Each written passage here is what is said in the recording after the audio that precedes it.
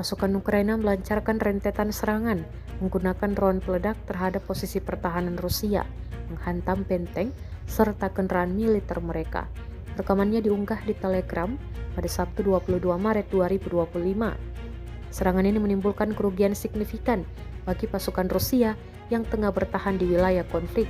Selain drone, pasukan Ukraina juga menggunakan granat dan berbagai jenis amunisi lainnya dalam operasi ini.